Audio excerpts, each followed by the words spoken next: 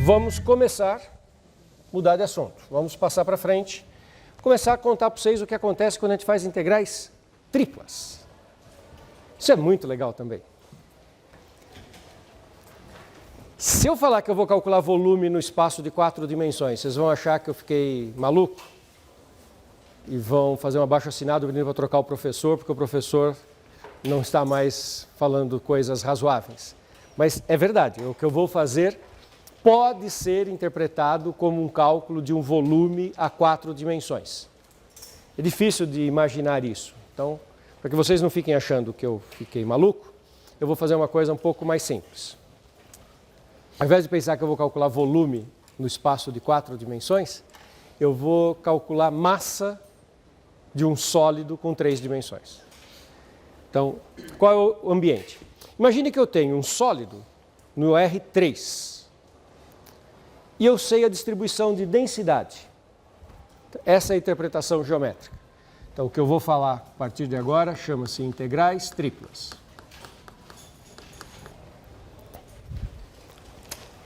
Se eu conseguir, vou fazer o teste agora.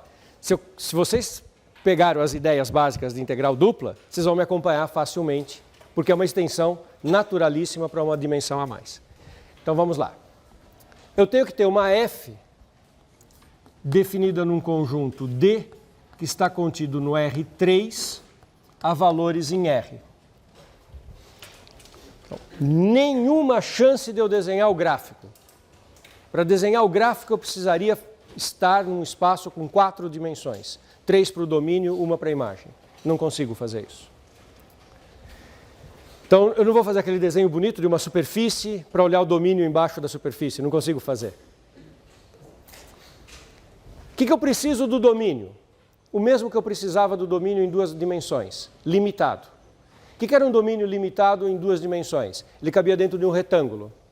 O que é um domínio limitado em 3 dimensões? Ele cabe dentro de um paralelepípedo. Então a minha hipótese sobre o D é que o D está contido num paralelepípedo reto retângulo AB cartesiano CD, intervalo, cartesiano EF. AB, CD, F são 3 segmentos nos 3 eixos, o produto dá um paralelepípedo.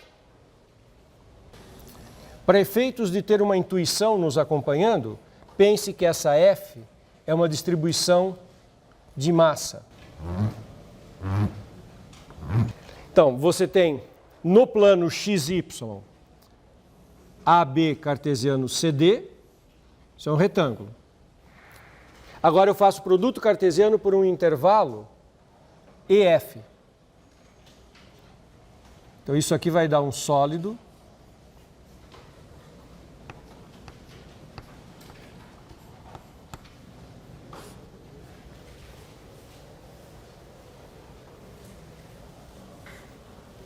O ABCDEF é um paralelepípedo reto retângulo com lados paralelos aos eixos, que está jogado no espaço. Todo mundo enxerga o paralelepípedo? O meu domínio tem que estar aqui dentro. Então, o conjunto do qual nós estamos tomando uma função é um conjunto que vive dentro deste paralelepípedo. Esse é o conjunto D, que é um sólido tridimensional limitado dentro deste paralelepípedo. E imagine que a F é a densidade deste sólido. E o que eu quero é calcular a massa desse sólido.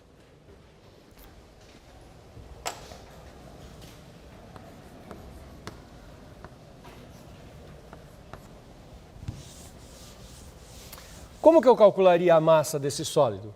Procedimento que nós já fizemos. Eu faço uma partição do domínio.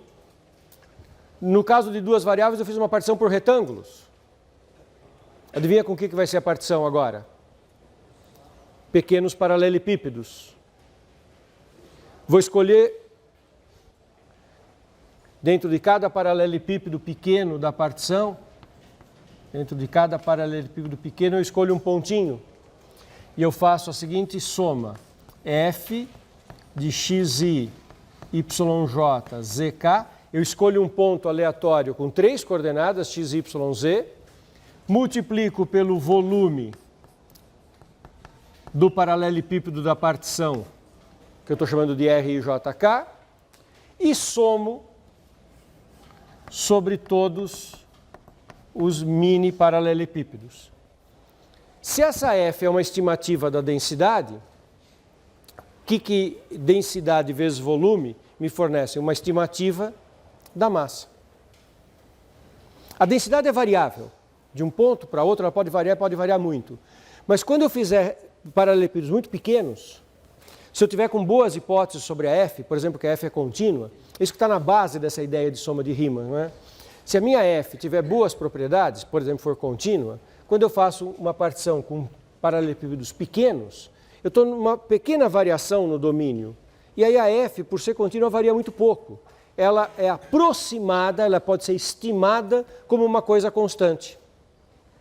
Se ela pode ser estimada como uma coisa constante, uma densidade constante vezes o volume é, por definição, a massa. Como ela é variável, mas variou pouco, é uma estimativa da massa. Então, cada um desses somandos é uma estimativa da massa. Aí eu faço o limite. Quando o diâmetro da partição tende a zero, o que quer dizer diâmetro da partição? É o maior de todos os ladinhos que tem. Eu quero que todos os lados tendam a zero. O número de paralelepípedos básicos vai aumentar, vai para o infinito, e essa soma vai ter um limite. Se essa soma tiver um limite,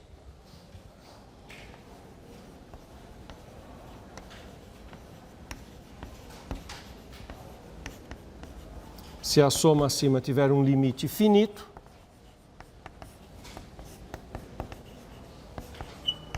então a F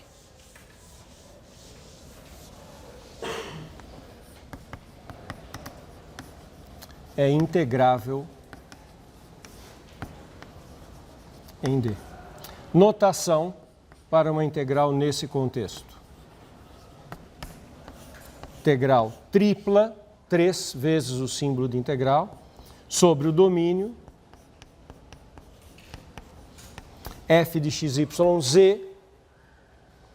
Eu posso escrever dv. dv é um jeito de dizer que a partição foi feita por elementos de volume, por paralelepípedos elementares, pequenos. Ou posso escrever no lugar do dv, como eu fiz com duas variáveis. Eu posso escrever dx, dy, dz.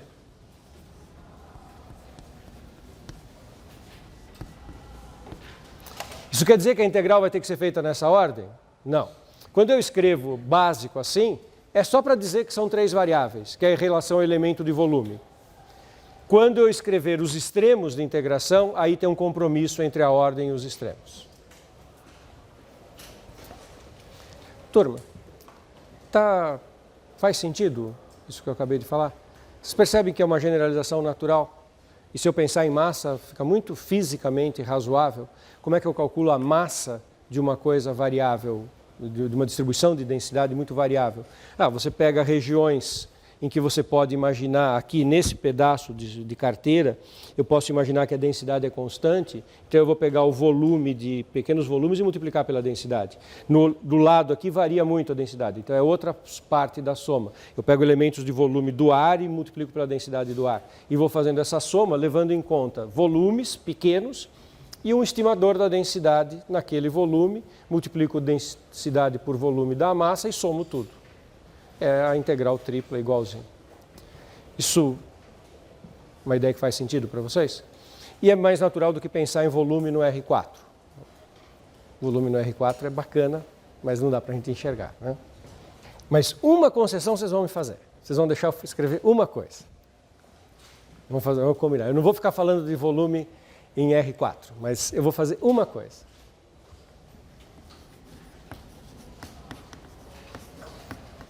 Imagina que exista a integral tripla de 1 da função constante igual a 1 sobre o sólido D. Se essa integral existe. Então, eu digo que D tem volume, e volume de D é a integral tripla em 1 da função, integral tripla da função constante igual a 1 sobre D. Essa é uma definição que faz sentido. Não é análoga àquela que eu falei de área para integral dupla? O que era a área de uma região bem maluca no plano? Era a integral da função 1. Só que lá a gente conseguia enxergar geometricamente. Vocês vão se lembrar de uma frase que eu falei? Eu falei assim, imagine um sólido que tem uma base D e uma altura constante igual a 1. O que dá o volume do sólido de altura constante igual a 1? Dá numericamente igual à área da base. É uma generalização dessa ideia, embora eu não consiga enxergar o volume em 4 dimensões.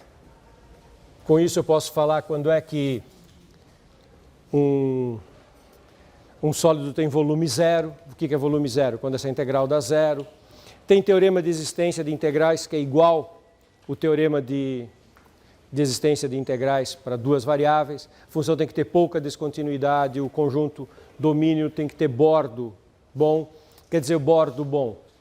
O bordo do sólido tem que ter volume zero e as descontinuidades têm que ter volume zero. São todos teoremas muito parecidos. E tem um teorema de calcular integrais triplas, que é o teorema de Fubini para integrais triplas. Que funciona de que jeito? Igual. Complica um pouco quando os extremos ficam variáveis. Mas então vamos enxergar o Fubini no caso mais simples.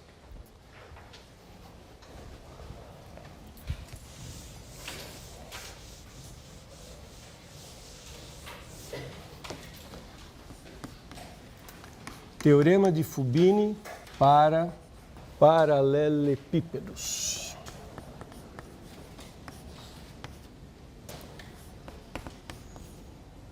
Imagine que o D seja ele próprio um paralelepípedo. E que a nossa função f é integrável.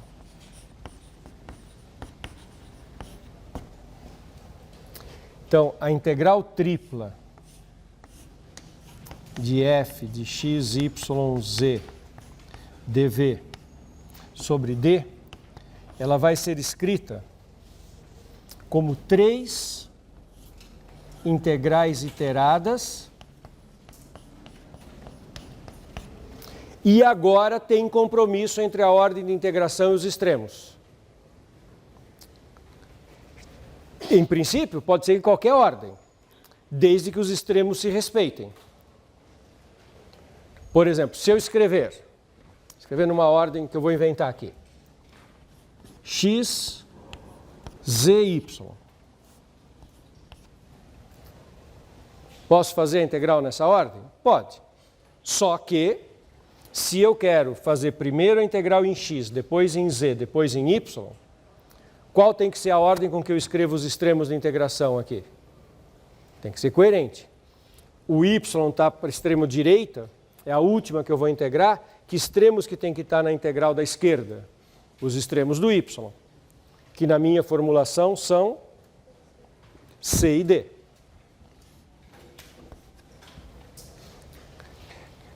A seguinte integral que eu analisei, que vai ser a segunda que eu vou integrar, é o z.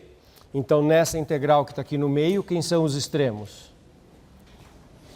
E e f.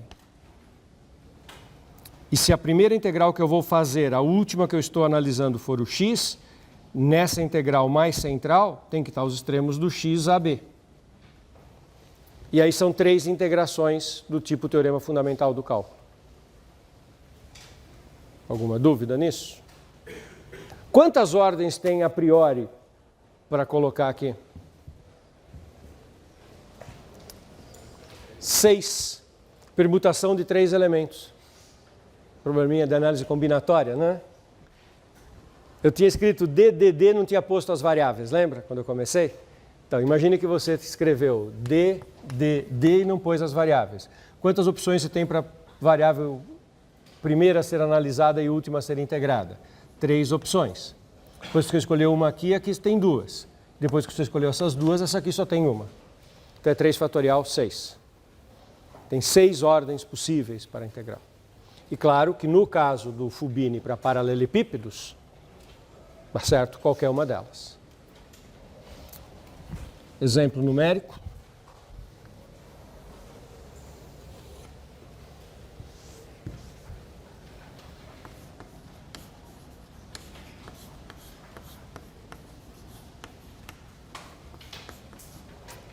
Isso é só para fixar o caso mais básico de todos, é um exemplo bem simples, né? Integral de x, y, z, uma função de 3 variáveis, sobre um sólido, que no eixo x é 0,1, no eixo y é 0,2 e no eixo z é 1,2. Então, esse exemplo é muito fácil, a gente consegue fazer mesmo que não desenhe o sólido, mas se vocês quiserem desenhar o sólido é bem fácil. X vai de 0 a 1, y vai de 0 a 2, portanto, na base xy é esse retângulo, e na vertical, ele não começa em 0, ele começa de 1 a 2.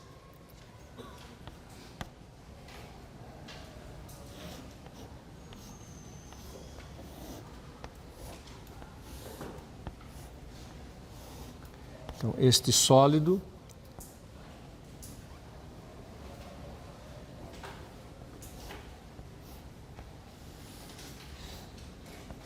todo mundo enxerga que o sólido de integração é esse? X de 0 a 1, y de 0 a 2 e z de 1 a 2? Então, se eu tivesse uma distribuição de densidade dada por essa fórmula, como que eu faria para calcular a massa deste sólido? Tem que escolher uma ordem de integração. Nesse caso, qualquer uma das 6 ordens dá certo. Então, pode escolher à vontade. Por exemplo, vou pegar a ordem x, y, z. Tá?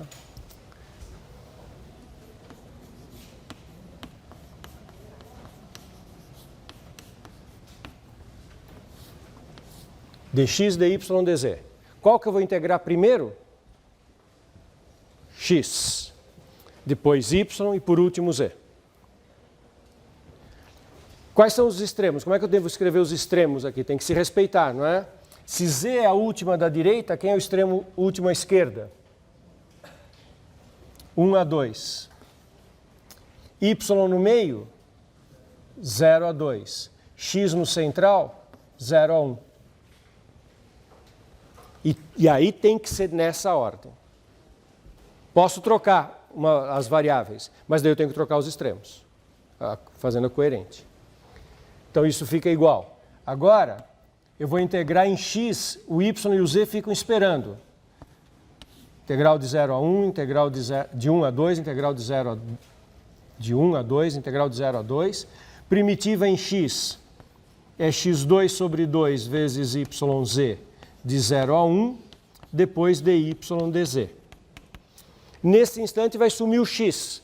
Eu integrei em x, primitivei em x e vou substituir nos extremos constantes de x. Vai sumir o x da minha expressão, para que no final resulte um número.